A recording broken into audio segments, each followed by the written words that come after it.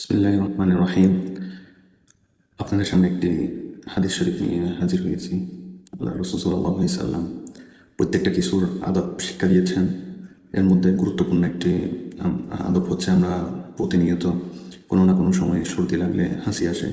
এই হাসি দেখে আল্লাহ রাসূল সাল্লাল্লাহু আলাইহি ওয়াসাল্লাম পার্শ্ববর্তী মানুষকে, অর্থাৎ মজলিস হোক বা কেউ পাশে আছে, তাদেরকে এই হাসি থেকে বাঁচার জন্য আল্লাহ রাসূল সাল্লাল্লাহু আলাইহি ওয়াসাল্লাম কিছু তরিকা শিখিয়ে দিয়ে গেছেন।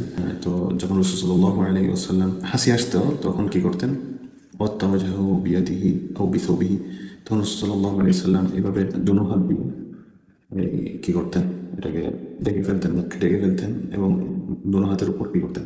হাসি দিতেন। আমরা রুমাল দিয়ে এভাবে এই ঢেকে ফেলতেন এবং ওখানেই হাসি দিতেন।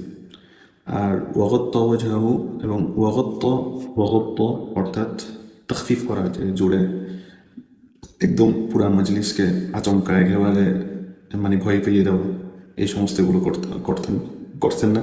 কি করতেন? অত্তবিহা সৌতাহু, তার আওয়াজকে ক্ষীণ করতেন একদম। যত স্লো, যত নিচু আওয়াজে হাসি দেওয়া যায়, ওইটার জন্য অভ্যাস করতে হবে, যাতে আশপাশের মানুষ আতঙ্কিত না হয় এবং এই হাসির থেকে যে ছিটা আসে এটা অন্য কারো মুখে বা অন্য কারো গায়ে যাতে না লাগে।